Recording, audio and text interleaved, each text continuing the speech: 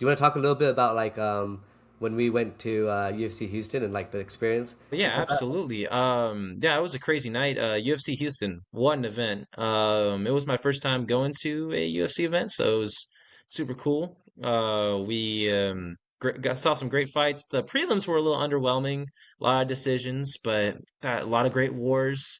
Main card was phenomenal. Shout out to the UFC matchmakers for putting that together and having a great show out in Houston. Love to see Sean Strickland get his lick back, get a win. It's been a while, and to see him be able to maybe fight for a title. That's it. He's in an interesting spot, Sean Strickland.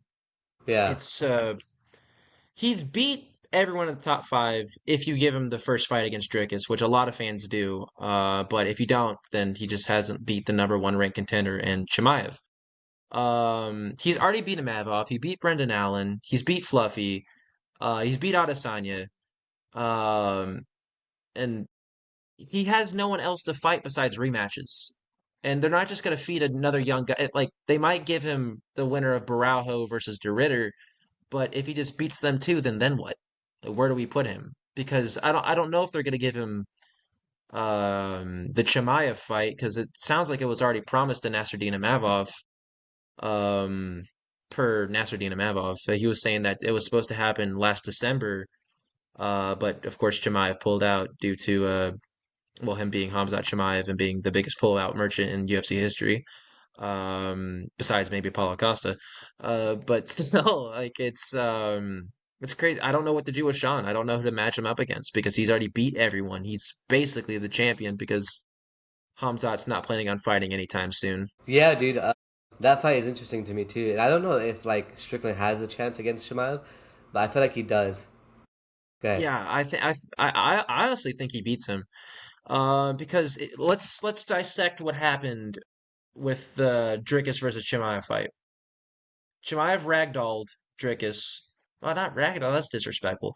But he laid on top of him in crucifix for 25 minutes and did basically no damage. He just Yeah. punch, knees to the body. Didn't really affect Dricus that much, but he just couldn't shake him off of him. So, and he just won off of boring decision. I don't think he's going to be able to do that to Sean Strickland. Sean Strickland has great takedown defense, as we saw from the Anthony Hernandez fight. Anthony Hernandez, Fluffy did not want to shoot on Strickland because of how good his defense was and how good of a distance management he has and how good of a counterpuncher is. I think Chimaev's going to want to stand up on the feet with him. To one, not just one, it's an ego thing. He's like, I can beat Strickland on feet. But two, I don't know. I don't think he's gonna have that takedown available like he did on Dricus. But I have Sean winning that by decision on a close decision, like 3-2 kind of, maybe even a split. But I have Sean winning that. Yeah.